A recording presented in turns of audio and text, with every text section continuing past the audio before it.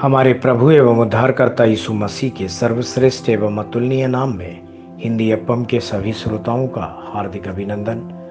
आज दिनांक 7 जून दिन सोमवार सन 2021 का मनन के लिए पाठ। आज का शीर्षक है यीशु का प्रेम। पहला यूहन्ना उसके 3 अध्याय के 16वें वचन में हम इस तरह से देखते हैं, हमने प्रेम इसी से जाना कि उसने हमारे लिए अपने प्राण दे दिए और हमें भी भाइयों के लिए प्राण देना चाहिए।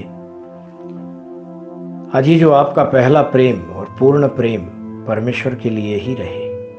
अपने प्रेमी उद्धारकर्ता को पूरे मन से, पूरे आत्मा से और पूरे बल से प्रेम करें। प्रेम जो शब्द है कितना मधुर है। माता पिता बच्चों के प्रेम के लिए तरसते हैं, पति पत्नी के और पत्नी पति के प्रेम के लिए तरसते हैं, किंतु जब उनको प्रेम नहीं मिल पाता है तो वह निराश हो जाते हैं। ऐसे जीने से क्या फायदा है, ऐसा सोचने लगते हैं। वह स्वार्थहीन और पवित्र प्रेम हमारे ऊपर उंडेलने वाले हमारे प्रभु परमेश्वर, उनका स्वभाव ही प्रेम से भरा है। पवित्र शास्त्र कहता है परमेश्वर प्रेम है। पहला यूहन्ना 4 अध्याय के 7वें वचन में हम इस तरह से देखते हैं, आपका प्रेम पहले परमेश्वर से शुरू होकर उसके बाद आपके परिवार में फैलना चाहिए। अपने परिवार से पूरे मन से प्रेम करें। पवित्र शास्त्र कहता है, हे पतियों, अपनी पत्नी से प्रेम रखो। जो अपनी पत्नी से प्रेम रखता है वह अपने आप से प्रेम रखता है। ऐसा इफिसियों की पत्री 5वें अध्याय के 25वें और 28वें वचन में हम देखते हैं। दूसरा, वह प्रेम परिवार से होकर अपने भाइयों से भी प्रेम करने के लिए बहना चाहिए। पवित्र शास्त्र कहता है, सबका आदर करो, भाइयों से प्रेम रखो।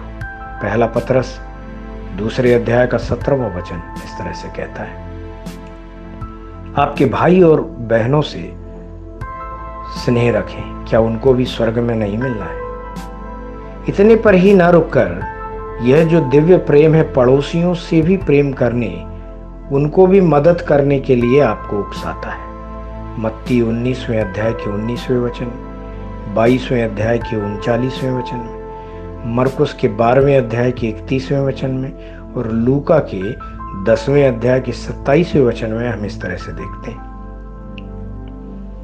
आप जैसे स्वयं से प्रेम करते हैं वैसे ही औरों से भी आप प्रेम करें, ऐसी आपने आज्ञा पाई है। मसीह का प्रेम वहीं समाप्त नहीं होता, आपके शत्रुओं से भी प्रेम करने के लिए आपको कृपा दी है। यीशु ने कहा, परंतु मैं तुम सुनने वालों से कहता हूं कि अपने शत्रुओं से प्रेम रखो, जो तुमसे बैर करें उनका भला करो, जो तुम्हें श्राप दें उनको आशीष दो, जो तुम्हारा अपमान करें उनके लिए प्रार्थना करो। लूका 6वें अध्याय के 27वें और 28वें वचन में हम इस तरह से देखते हैं,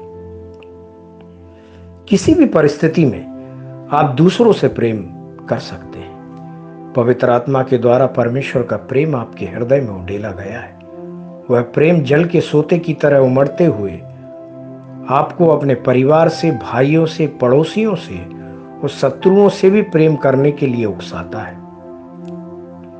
परमेश्वर के प्यारे बच्चों, प्रभु ने आपके लिए अपने जीवन को ही दे दिया, इसीलिए आपने उस प्रेम को जाना है। उस कलवरी के प्रेम के योग्य बनने के लिए अपने जीवन को क्या आप अर्पण करेंगे?